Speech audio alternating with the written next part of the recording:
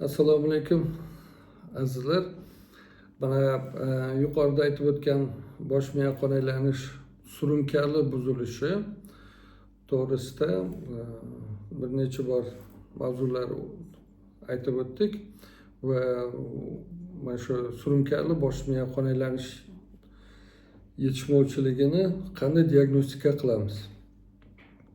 Surunkali bosh miya qon aylanish kasallik, ya'ni qon tomir kasalliklari tashxis qo'yishda bemorning shikoyatidan yig'ilgan anamnez, xususan kasallikning kechishi haqidagi ma'lumotlar, shuningdek bemorning maqsadli somatik va birinchi navbatda kardiologik tekshiruv natijalari, albatta to'liq sinchiklov bilan nevrologik tekshiruv haqida to'plangan ma'lumotlar bilan tashxis qo'yiladi.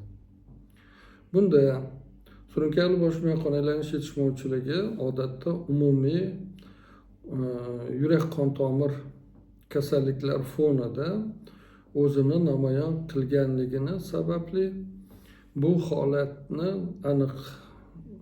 ayniqsa aniqlash juda muhimdir. Surunkali bosh miya qon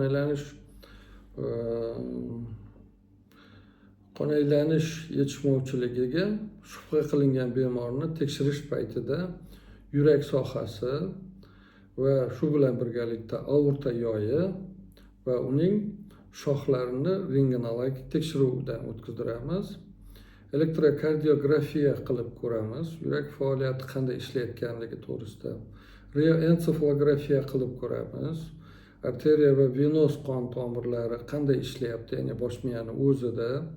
Elektroensefalografiya qilib ko'ramiz. Bunda miyaning funksional holati qanday holatda ishlayotganligi va bosh miyaning ultratovush doplerografiyasi.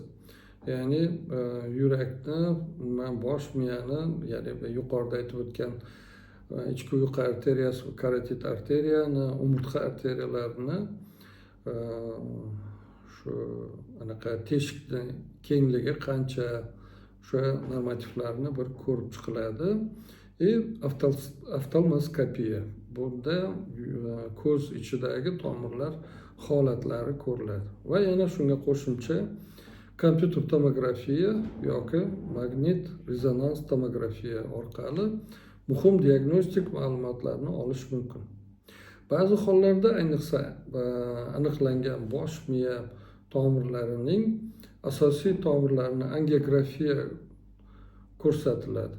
Tekshiruv davomida asosiy kasallikning tabiati va surunkali bosh miya qon aylanish yetishmovchiligiga olib kelgan o'ziga xos patofiziologik jarayonlarni, shuningdek surunkali bosh miya qon aylanish yetishmovchiligi bosqichi va turini aniqlash kerak bo'ladi.